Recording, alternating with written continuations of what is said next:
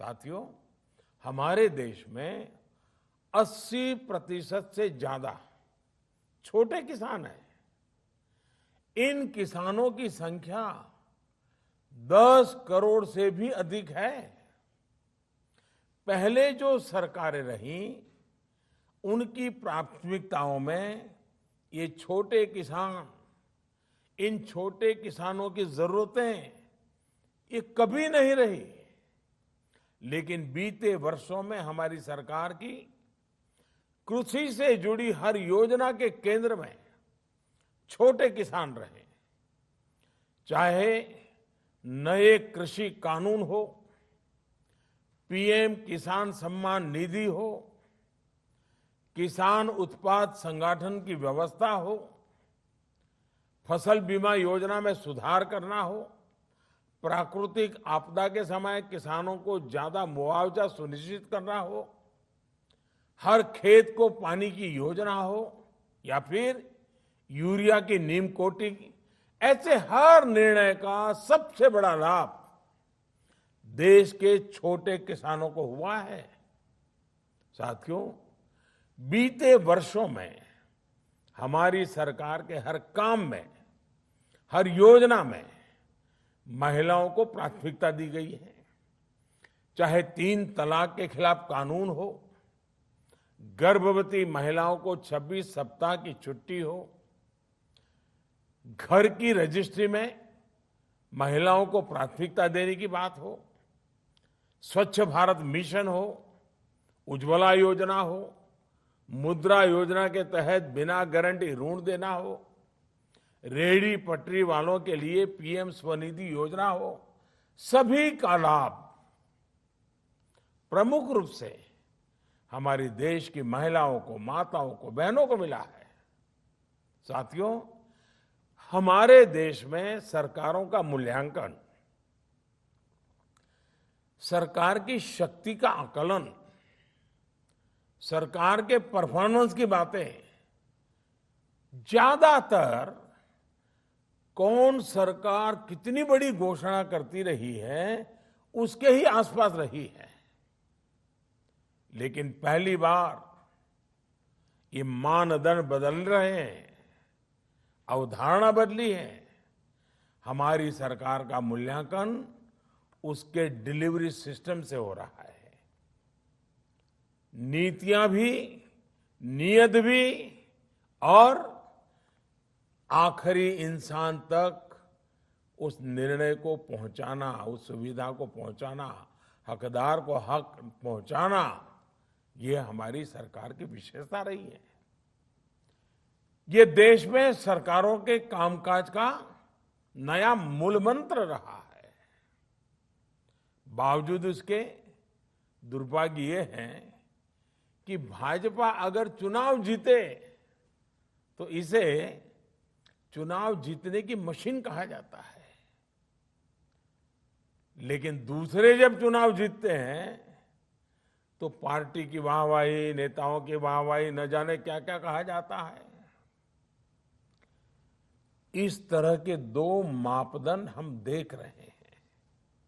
जो लोग कहते हैं कि बीजेपी चुनाव जीतने की मशीन है, वो एक प्रकार से भारत के लोकतंत्र की जो परिपक्वता है उसको समझ ही नहीं पाते। वो भारत के नागरिकों की जो सूझबूझ है उसका आकलन ही नहीं कर पाते हैं। वो उनके समझ के परे हैं। वो भारत के नागरिकों की आशा, अपेक्षाएं और उनके सपनों उसे कभी भी समझ नहीं पाते हैं। सच्चाई ये है कि बीजेपी चुनाव जीतने की मशीन नहीं, देश और देशवासियों का दिल जीतने वाला एक अविरल, अनवरत अभियान है। हम 5 साल तक ईमानदारी से जनता की सेवा करते हैं। सरकार में हो तब, सरकार में न हो तब, हर परिस्थिति में हम जनता से जुड़े रहते हैं, जनता के लिए जीते रहते हैं। और सच्चाई ये है कि हम कभी गर्व नहीं करते कि हमारा दल जीता।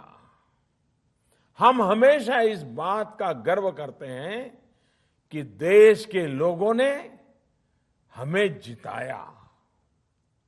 साथियों, अंग्रेजी में एक कहावत होती है, टिप ऑफ द आइसबर्ग। हमारी पार्टी में भी एक टिप ऑफ द आइसबर्ग है। ये अखबारों में, टीवी पर दिखता है, लेकिन इनकी संख्या बहुत ज्यादा नहीं है। लेकिन एक बहुत बड़ी संख्या जो नजर नहीं आती है, भाजपा के उन कार्यकर्ताओं की है जो आमतौर पर दिखाई नहीं देती हैं, लेकिन वो जमीन पर रह करके काम करती है। ये भाजपा को ताकत देते हैं, जनता के बीच काम करते हुए संगठन की शक्ति को और बढ़ाते हैं। अपने जीवन से, अपने आचरण से, अपने प्रयासों से वो जनता का दिल जीतने का काम अविरत करते रहते हैं। इन्हीं के प्रयासों से आज भाजपा दुनिया की सबसे बड़ी पार्टी है। आज आम जनमानस ने ये महसूस करता है कि भाजपा सरकार का मतलब है राष्ट्र निर्माण के लिए सही नीति, साफ नियत और सटीक निर्णय। भाजपा आने का मतलब है राष्ट्र प्रथम, नेशन फर्स्ट। भाजपा आने का मतलब है देश हित से समझौता नहीं, देश की सुरक्षा सर्वोपरि। भाजपा आने का मतलब है वंशवाद, परिवारवाद की राजनीति से मुक्ति। भाजपा आने का मतलब है योग्यता को अवसर। भाजपा आने का मतलब है पारदर्शिता, गुड गवर्नेंस। भाजपा यानी सबका साथ, सबका विकास, सबका विश्वास। आज भाजपा भारत की विविधता की, अनेकता में एकता की प्रतीक बन गई है। हम हर क्षेत्र, हर भाषा, हर संप्रदाय और हर देशवासी को जोड़कर आगे बढ़ रहे हैं। आज भाजपा से गरीब भी जुड़ा है, मध्यम वर्ग भी हमारे साथ है। हम शहर में भी हैं और गांव में भी है। बीजेपी आज नेशनल इंटरेस्ट की भी पार्टी है और क्षेत्रीय आकांक्षाओं की भी पार्टी है। साथियों, हमारे जो संस्कार है, हम राजनीतिक छुआछूत में विश्वास नहीं करते हैं। इसलिए हम सरदार पटेल को समर्पित स्टैच्यू ऑफ यूनिटी बनाकर गर्व महसूस करते हैं। इसलिए हम बाबा साहब आम्बेडकर के लिए पंच तीर्थ का निर्माण कर गर्व करते हैं। हम खुले दिल से भाजपा के घोर विरोधी रहे व्यक्तियों का भी सम्मान करते हैं, उन्हें सम्मान देते हैं। भारत रत्न से लेकर पद्म पुरस्कार इसका उदाहरण है। पद्म पुरस्कारों में हमने जो बदलाव किए हैं वो तो अपने आप में पूरी एक गाथा है। वो तस्वीर कौन भूल सकता है, और उस तस्वीर को देख करके कौन भावुक नहीं हो सकता था। जब पैर में जूते नहीं होते हैं और कोई वृद्ध मां राष्ट्रपति के हाथों सम्मान प्राप्त करती है, ऐसा हम कैसे कर पाते हैं। अननोन लोगों को, जिनके कार्य को पहचानना और इतने बड़े सम्मान से उनको जोड़ना, क्योंकि हम जड़ों से जुड़े रहते हैं, क्योंकि हम जमीन से जुड़े रहते हैं।